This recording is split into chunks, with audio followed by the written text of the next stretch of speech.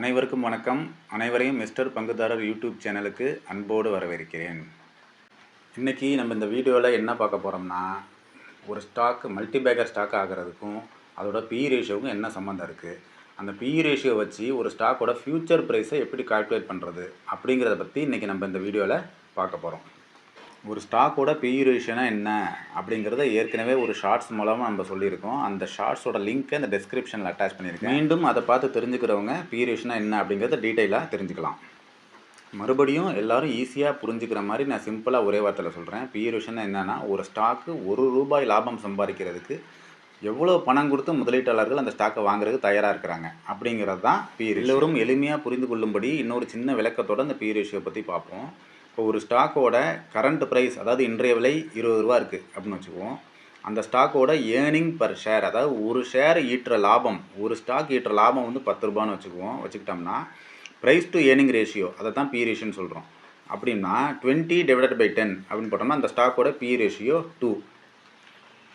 இதுதான் வந்து PE ratio எப்படி கால்குலேட் பண்ணுறது அப்படிங்கிற ஒரு சிம்பிள் மெத்தட்.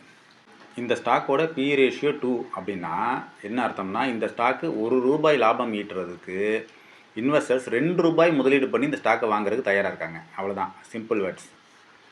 ஒரு நிறுவனத்தோட வியாபாரம் வருஷத்துக்கு வருஷம் வளர்ச்சி அடைஞ்சிக்கிட்டே போகும். அதை வச்சு நம்ம எப்படி ஸ்டாக்கோட ப்ரைஸை, எதிர்கால ப்ரைஸை நிர்ணயிக்கிறது அப்படிங்கிறது ஒரு எடுத்துக்காட்டோட நம்ம அடுத்த ஸ்க்ரீனில் பார்ப்போம். இந்த ஸ்க்ரீனில் ஒரு நிறுவனத்தோட வியாபாரம் எப்படி படிப்படியாக இம்ப்ரூவ் ஆகுது அப்படிங்கிறத காமிச்சிருக்கோம். இந்த நிறுவனத்தோட சேல்ஸு இந்த வருஷம் 100 கோடி, அடுத்த வருஷம் 150 கோடி, அடுத்த வருஷம் 200 கோடி, அதுக்கு அடுத்த வருஷம் 250 கோடி, அதுக்கு அடுத்த வருஷம் 300 கோடி, இந்த மாதிரி ப்ரொக்ரெசிவாக இம்ப்ரூவ் ஆகுது அப்படிங்கிற ஒரு எடுத்துக்காட்டாக வச்சுக்குவோம். அதே போல் ஒரு நிறுவனத்தோட எக்ஸ்பென்சஸும் படிப்படியாக வளர்ச்சி அடைஞ்சிக்கிட்டே தான் வரும். சரிங்களா? எக்ஸ்பென்சஸ்னால் என்ன? எக்ஸ்பென்சஸ்னால் செலவுகள். என்ன செலவுகள்? ஒரு பொருளை செஞ்சு விற்கிறதுக்கு தேவையான மூலப்பொருளாக இருக்கலாம், இல்லைனா அந்த பொருளை செய்கிறதுக்கான லேபர் சார்ஜஸாக இருக்கலாம், அந்த நிறுவனத்துக்கான EB பில்லாக இருக்கலாம், இல்லைனா அந்த நிறுவனத்தோட இன்ட்ரெஸ்ட்டு, பேங்க் இன்ட்ரெஸ்ட்டாக இருக்கலாம், அவங்க கட்டுற டேக்ஸ் இருக்கலாம். இது எல்லாமே செலவுகளை தான் வரும். இந்த எல்லா செலவுகளையுமே வந்து எக்ஸ்பென்சஸில் நம்ம கவர் பண்ணுறோம். சரி, எப்படி ஒரு நிறுவனத்தோட சேல்ஸ் படிப்படியாக வளர்ந்துக்கிட்டே போதோ, 100 கோடிலேருந்து 300 கோடி ஆனிச்சோ, அதே போல் எக்ஸ்பென்சஸும் 80 கோடியிலேருந்து 220 கோடி ஆயிடுச்சு வருஷம். சரிங்களா? இப்போது இந்த சேல்ஸ்லேருந்து எக்ஸ்பென்சஸை கழிச்சிட்டோம்னா அது வரக்கூடிய மீதி தொகை தான் லாபம், அதாவது ப்ராஃபிட். அதாவது இப்போ ஃபஸ்ட் எக்ஸாம்பிள் பாருங்கள், சேல்ஸ் 100 கோடி சொல்லியிருக்கோம், எக்ஸ்பென்சஸ் 80 கோடி சொல்லியிருக்கோம். அந்த 100ல் 80 கழிச்சிட்டோம்னா வரக்கூடிய 20 கோடி அப்படிங்கிறது லாபம். இதே போல் லாபமும் வருஷத்துக்கு வருஷம் 20 கோடி, 30 கோடி, 50 கோடி, 70 கோடி, 80 கோடி அப்படிங்கிற வகையில் வளர்ச்சி அடைஞ்சிக்கிட்டு வருது. இப்போது அந்த நிறுவனத்தில் தோராயமாக ஒரு 2 கோடி ஷேர் இருக்குது அப்படின்னு நம்ம ஒரு எடுத்துக்காட்டுக்கு வச்சுக்குவோம். அதாவது நம்பர் ஆஃப் ஷேர்ஸ் 2 கோடி இருக்குது, 2 crores ஷேர்ஸ் இருக்குது. இப்போது அந்த நிறுவனத்தோட EPSஐ எப்படி நம்ம கால்குலேட் பண்ணுறது அப்படிங்கிறத பார்ப்போம். EPSனால் ஏர்னிங் பெர் ஷேர், அதாவது ஒரு ஷேர் ஈட்டுகிற லாபம். அப்படின்னா மொத்த லாபம் divided by number of shares அப்படின்னு போட்டோம்னா நமக்கு EPS கிடச்சிரும். இப்போ மொத்த லாபம் எவ்வளோ வருது பாருங்கள், ப்ராஃபிட் எவ்வளோ சொல்லியிருக்கோம், ஃபஸ்ட்டு வருஷம் 20 கோடி ப்ராஃபிட் சொல்லியிருக்கோம், நம்பர் ஆஃப் ஷேர்ஸ் 2 கோடி. அப்போது 20 கோடி டிவைடட் பை 2 கோடி போட்டோம்னா அந்த ஸ்டாக்கோட EPS 10 அப்படிங்கிற மதிப்பில் வந்து நிற்கும். அதுவே அடுத்த வருஷத்துக்கு கால்குலேட் பண்ணோம்னா அடுத்த வருஷத்தோட ப்ராஃபிட்டு 30 கோடி, நம்பர் ஆஃப் ஷேர்ஸு 2 crores இருக்குது. அப்போது EPS 30 crores divide by 2 crores போட்டோம்னா வரக்கூடிய EPS மதிப்பு 15 ஆயிடுது, 15. இதே போல் EPSும் வருஷம் ₹10, ₹15, ₹25, ₹30, ₹40 அப்படிங்கிற வகையில் ஒரு ஸ்டாக்கு லாபம் ஈட்டுகிற லாபமும் வருஷத்துக்கு வருஷம் உயர்ந்து கொண்டே வருது. ஓகே, இப்போது ஸ்டாக்கோட விலை ₹100 இருக்குது அப்படின்னு நம்ம ஒரு அஸ்யூம் பண்ணிக்குவோம். இன்றைய விலை ஸ்டாக்கோட விலை ₹100 இருக்குது. அப்போ PE ரேஷியோ எவ்வளோ? Current price divided by EPS அப்படிங்கிறத நம்ம ஏற்கனவே பார்த்துருக்கோம். So current price ₹100, EPS ₹10. அப்போது 100 டிவைடட் பை 10 அதை போட்டோம்னா நமக்கு வரக்கூடிய PE ரேஷியோ 10. இப்போ நம்ம ஒரு விஷயத்தை இங்கே கவனமாக பார்க்கணும். என்னென்னா, ஒரு நிறுவனத்தோட சேல்ஸு படிப்படியாக வளர்ச்சி அடைஞ்சிக்கிட்டே வருது, அதே மாதிரி செலவுகளும் படிப்படியாக வளர்ச்சி அடைஞ்சிட்டே வருது, ப்ராஃபிட்டும் படிப்படியாக வளர்ச்சி அடைஞ்சிட்டே வருது. எல்லாமே இது போல் எல்லா பேராமீட்டர்ஸும் படிப்படியாக இன்க்ரீஸ் ஆகிட்டே வந்துக்கிட்டு இருக்குது. இப்போ நம்ம ஒரு அசம்ஷனுக்கு வச்சுக்குவோம், இந்த ஸ்டாக்கோட ப்ரைஸ் மட்டும் ₹100 இருக்குது, கடந்த ஒரு 6 மாதமாக 1 வருஷமாக ஏறாமலே இருக்குன்னு வச்சுக்குவோம், ஒரு பேஜுக்கு சொல்கிறேன். அப்போ அந்த PE ரேஷியோ அப்படிங்கிறது என்ன ஆகுன்னு பார்த்தோம்னா, PE ரேஷியோ மட்டும் படிப்படியாக குறைஞ்சிக்கிட்டே வரும். அதாவது நிறுவனத்தோட செயல்பாடு, அதாவது நிறுவனத்தோட சேல்ஸு ப்ராஃபிட் எல்லாம் இன்க்ரீஸ் ஆகிட்டே வருது, ஆனால் PE ரேஷியோ படிப்படியாக 10, 6, 4ன்னு குறைஞ்சிக்கிட்டே வரும். இந்த இடத்துல நம்ம இன்னொரு விஷயத்த புரிஞ்சுக்கணும். என்னென்னா, ஒரு நிறுவனத்தோட செயல்பாடு மிக நல்லபடியாக வருடம் வளர்ச்சி அடைஞ்சிக்கிட்டே வருதுன்னா, அதே நேரத்தில் அந்த நிறுவனத்தோட அந்த ஸ்டாக்கு பெரிய அளவில் வெளியில் யாருக்கும் தெரியாமல் இருந்துச்சுன்னா, அந்த ஸ்டாக்கோட பிஇ ரேஷியோ விலை கம்மியாக இருக்கும். அந்த ஸ்டாக்கோட பிஇ ரேஷியோ மிக மலிவாக நமக்கு மார்க்கெட்டில் கிடைக்கும். அதுவே அந்த ஸ்டாக்கு ரொம்ப பிரபலம் ஆயிடுச்சு, எல்லாருக்கும் தெரிய வந்துருச்சுன்னா, அந்த ஸ்டாக்கோட பிஇ ரேஷியோ படிப்படியாக வளர்ச்சி அடைஞ்சு வந்துடும். இது அடுத்த ஸ்க்ரீனில் எப்படிங்கிறது நம்ம பார்ப்போம். இதை பற்றி தெளிவாக புரிஞ்சுக்கிறதுக்கு கொஞ்சம் கணித அறிவு தேவைப்படுது, சரிங்களா? இருந்தாலும் எல்லாருக்கும் ஈஸியாக புரியும்படி நான் எந்த அளவுக்கு விலைக்கு சொல்ல முடியுமோ அந்தளவுக்கு கொஞ்சம் விளக்கமாக சொல்கிறேன். ஒரு ஸ்டாக்கோட பிஇ ரேஷியோ, அதாவது ப்ரைஸ் டிவைடட் பை இபிஎஸ் அப்படிங்கிறத நம்ம ஒரு பேச்சுக்கு ஒய் அப்படின்னு வச்சுக்குவோம்.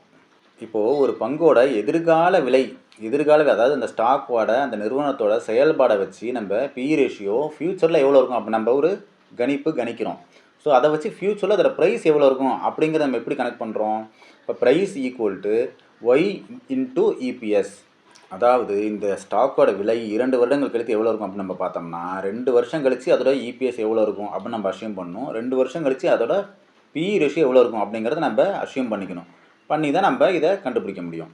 இன்னொரு விஷயம் நம்ம புரிஞ்சுக்கொள்ள வேண்டியது என்னென்னா, ஒரு நிறுவனத்தோட செயல்பாடு, அதாவது சேல்ஸு, ரெவன்யூ, ப்ராஃபிட் எல்லாமே வருஷம் இன்க்ரீஸ் ஆகிட்டே போகுது, நல்லபடியாக வளர்ச்சி அடைஞ்சிக்கிட்டு வருதுன்னா, இன்வெஸ்டர்ஸு அந்த ஸ்டாக்கில் முதலீடு பண்ண ஆர்வமாக இருப்பாங்க. அப்படி அவங்க ஆர்வமாக இருக்கும்போது, டிமாண்ட் அதிகமாகும்போது அந்த பிஇ ரேஷியோ அப்படிங்கிறதும் படிப்படியாக இப்போ எல்லா இன்வெஸ்டர்ஸும் போட்டி போட்டு வாங்குவாங்க. பிஇ ரேஷியோ படிப்படியாக வளர்ச்சி அடைஞ்சிக்கிட்டே வரும். இதைத்தான் நம்ம ஃபார்வர்ட் பிஇ அப்படின்னு நம்ம சொல்கிறோம். நம்ம லாஸ்ட்டு ஸ்க்ரீனில் பார்த்த மாதிரி ஒரு நிறுவனத்தோட சேல்ஸு படிப்படியாக இம்ப்ரூவ் ஆகிட்டே இருக்குது, ப்ராஃபிட்டும் படிப்படியாக இம்ப்ரூவ் ஆகிட்டே இருக்குது.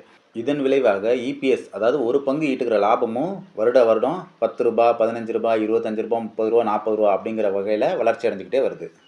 இப்போது இதை பேஸ் பண்ணி நம்ம முதலீட்டாளர்கள் என்ன பண்ணுவாங்க, இந்த வருஷம் இந்த ஸ்டாக்கோட பிஇ ரேஷியோ 10 ரூபா இருக்குன்னா, ஸோ அடுத்த வருஷம் கண்டிப்பாக இந்த ஸ்டாக்கோட பிஇ ரேஷியோ ஒரு 15 ரூபா வந்துடும், ஒரு 20 ரூபா வந்துடும் அப்படின்ற ஒரு அசம்ஷனுக்கு வந்துடுவாங்க. ஸோ இப்போ இந்த ஸ்டாக்கோட ப்ரைஸ் இந்த வருஷம் இப்போ இந்த ஸ்டாக்கோட ப்ரைஸ் 100 ரூபா இருக்குது. இந்த ஸ்டாக்கோட இபிஎஸ், அதாவது ஒரு பங்கு ஈட்டுக்கிற லாபம் 10 ரூபா இருக்குது, பிஇ ரேஷியோ 10 இருக்குது.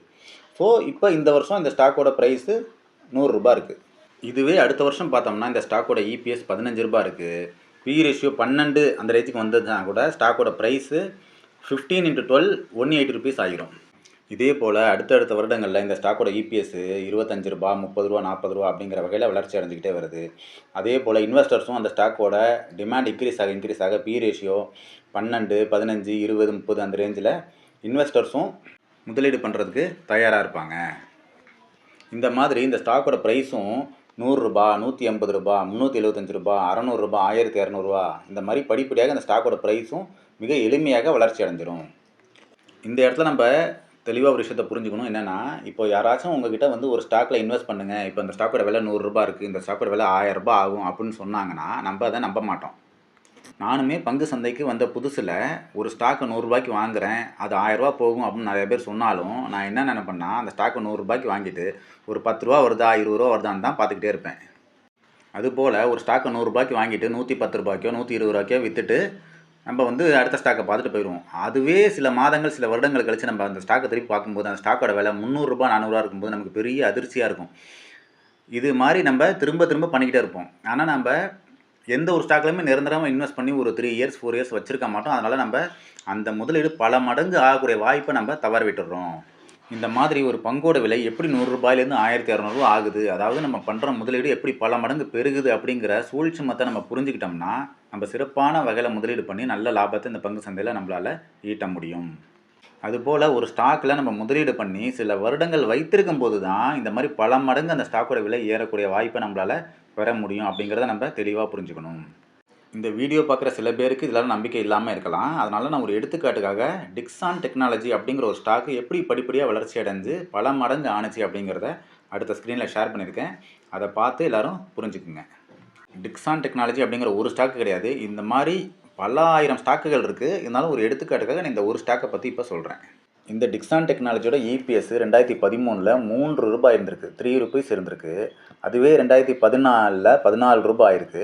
அப்புறம் 13 ரூபா, 43 ரூபா, 48 ரூபா, 61 ரூபா, 63 ரூபா இந்த மாதிரி படிப்படியாக வளர்ச்சி அடைந்து இந்த நடப்பு ஆண்டில் 746 ரூபாய், அதாவது ஒரு பங்கு ஈட்டுக்கிற லாபம் அப்படிங்கிறது கிட்டத்தட்ட 750 ரூபாய் அப்படிங்கிற அளவில் வளர்ச்சி ஸ்க்ரீனில் இந்த டிக்ஸான் டெக்னாலஜி அப்படிங்கிற ஸ்டாக்கோட பி ரேஷியோ எப்படி படிப்படியாக வளர்ச்சி அடைஞ்சிருக்கு அப்படிங்கிறத காட்டுறோம். இதில் நம்ம பார்க்கும்போது சில ஆண்டுகளுக்கு முன்னாடி டிக்ஸான் டெக்னாலஜியோட 20 அப்படிங்கிற அளவில் இருந்து படிப்படியாக 30, 40, 50 இப்படி படிப்படியாக வளர்ந்து இப்போ 200 அப்படிங்கிற நிலையை எட்டியிருக்கு. இதுதான் பி ரேஷியோ எக்ஸ்பான்ஷன், இதுதான் பி எக்ஸ்பான்ஷன் அப்படின்னு சொல்லி சொல்லுவோம். இந்த ஸ்க்ரீனில் இந்த டிக்ஸான் அப்படிங்கிற இந்த ஸ்டாக்கோட விலை எப்படி ஏற்றம் கொண்டிருக்கு அப்படிங்கிறத பார்க்குறோம். இதில் பார்க்கும்போது சில ஆண்டுகளுக்கு முன்னாடி இந்த ஸ்டாக்கோட ப்ரைஸு வெறும் 500 ரூபாய் அப்படிங்கிற ரேஞ்சில் ட்ரேட் ஆகிட்டு இருந்திருக்கு. இது படிப்படியாக வளர்ந்து 500 ரூபாய், 1000 ரூபாய், 2000 ரூபாய், 3000 ரூபாய்ன்ற ரேஞ்சில் வளர்ந்து இன்றைக்கு 15,000 அப்படிங்கிற நிலையை எட்டியிருக்கு. அதாவது கடந்த சில வருடங்களில் இந்த பங்கு அதனோட முதலீட்டாளர்களுக்கு 30 மடங்குக்கு மேல் லாபம் ஈட்டி தந்திருக்கு அப்படிங்கிறத நம்ம புரிஞ்சுக்கணும். 30 மடங்கு அப்படின்னா இன்னும் எளிமையாக புரியும்படி சொன்னோம்னா, ஒரு 1000 ரூபாய்க்கு நீங்கள் ஒரு 2 ஸ்டாக் இதை வாங்கி வச்சுருந்தோம்னா இன்றைக்கி அதோட விலை 30,000 ரூபாய். ஒரு 1000 ரூபா நம்ம முதலீடு பண்ணியிருந்தோம்னா இன்றைக்கி 30,000 அப்படிங்கிற மதிப்பை நம்மளால் எடுத்துக்க முடியும். இதுதான் ஒரு பங்கோட விலை. அந்த பங்கு அந்த ஸ்டாக்கோட நிறுவனத்தோட செயல்பாடு, அந்த நிறுவனத்தோட சேல்ஸு, டேர்ன் ஓவர் எல்லாம் எப்படி வருஷம் இன்க்ரீஸ் ஆகி அது இந்த மாதிரி ப்ரைஸ் எப்படி இன்க்ரீஸ் ஆகுது, எப்படி பல மடங்கு ஆகுது அப்படிங்கிற எடுத்துக்காட்டு இதுதான். இது உங்களுக்கு புரிஞ்சிருக்கும். ஸோ நம்ம சரியான ஸ்டாக்கில் கரெக்டாக ஆராய்ந்து முதலீடு பண்ணோம்னா நமக்கு பல மடங்கு லாபம் இதில் ஈஸியாக கிடைக்கும் அப்படிங்கிறதுக்கு இது ஒரு எடுத்துக்காட்டு. இதுபோல் இந்த வீடியோ பார்க்குற வியூவர்ஸும் இதே போல் நல்ல நல்ல பங்குகளை கண்டுபிடித்து ஆராய்ந்து அதில் முதலீடு பண்ணி பல மடங்கு லாபம் ஈட்டும்படி கேட்டுக்கொள்கிறேன். நம்ம இப்போ இந்த வீடியோவோட நிறைவு பகுதிக்கு வந்துட்டோம். இந்த வீடியோ உண்மையிலே அனைவருக்கும் மிக பயனுள்ளதாக இருக்கும் அப்படின்னு நான் முழுசாக நம்புறேன். இந்த வீடியோ உங்களுக்கு பயனுள்ளதாக இருந்துச்சுன்னா இந்த சேனலை நீங்கள் சப்ஸ்கிரைப் பண்ணிக்கோங்க. ஸோ அதன் மூலம் இனிமேல் நான் போடக்கூடிய நல்ல நல்ல வீடியோக்கள் உங்களை உடனடியாக வந்து சேரும். இந்த வீடியோ பார்த்த அனைவருக்கும் எனது மனமார்ந்த நன்றிகள்.